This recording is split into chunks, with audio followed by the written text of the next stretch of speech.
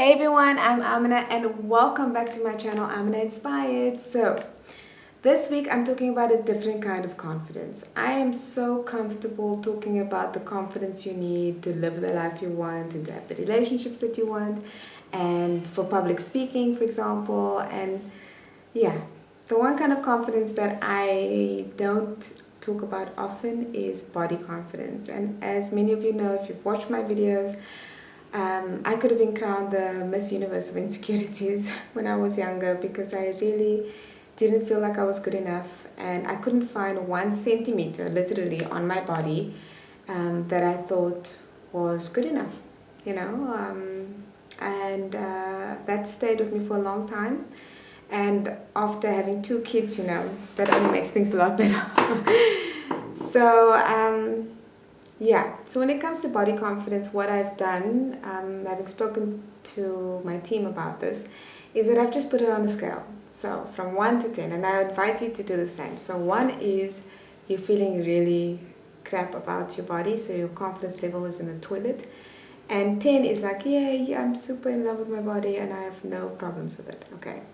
So if I have to consider in the context of going to the beach, which is one of the things that I'm going to be doing, you'll see in a couple of weeks' time, to support somebody else in my team when it comes to surfing.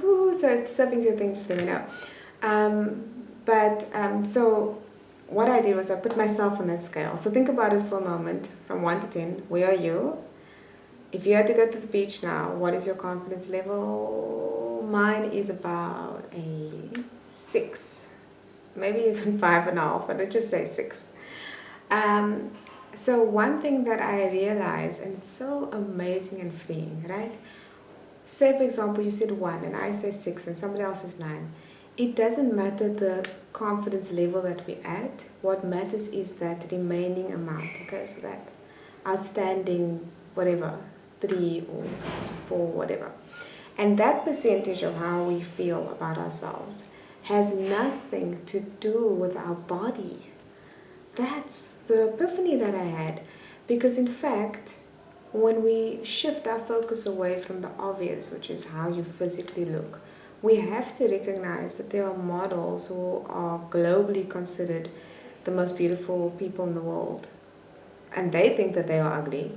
And then you have people that are not the commercial look, not cookie cutter, but they exude such confidence and they know they have it, that they are just totally sexy, And so clearly it has nothing to do with our bodies. It has to do with our minds and our hearts and our feelings and so forth. So I decided to channel what I already know and teach about confidence into the way I perceive my own body. So firstly, you have to accept yourself, Confidence comes from accepting who you are as is, not who you're going to be in 10 months' time when you lost that 10 kilograms, and not who you were when you used to be the coolest person on earth. None of those things.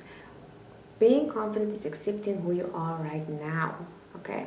So I do accept myself. I do accept my body. In fact, I am happy that I have all the scars to prove that I have had 2 kids. I have 2 kids, and I love them to death.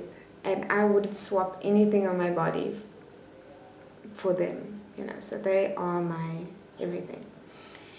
So if that is true, which it is, then I accept it, And somebody else might say, yeah, but I didn't have 2 kids, but I'm not happy with my body. Well, your body is not going to change because you're unhappy with it.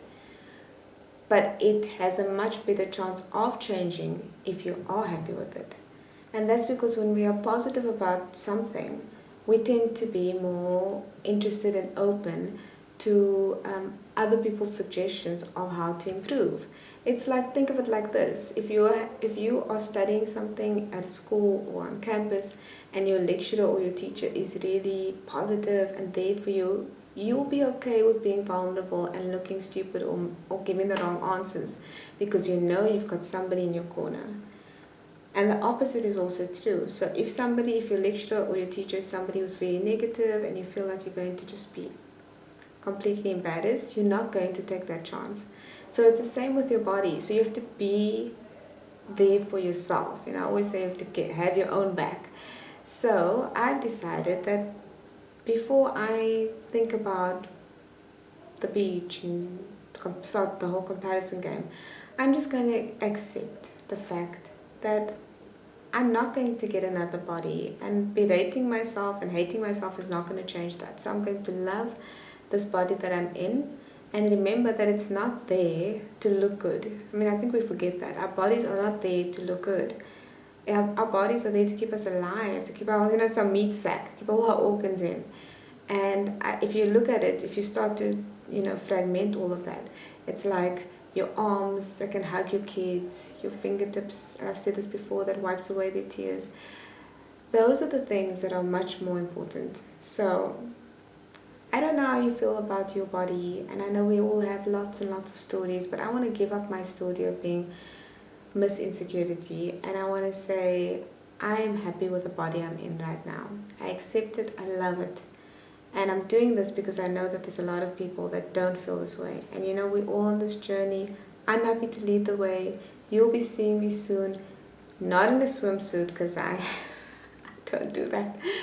But perhaps a wetsuit because I plan on going surfing soon. Even though I know nothing about it. You see, that's the thing about confidence. You got to do something you're afraid of. So you're welcome to join me on that journey. That's going to be super fun. Let me know what your body confidence tips or struggles are, and I will chat to you soon. Much love, always.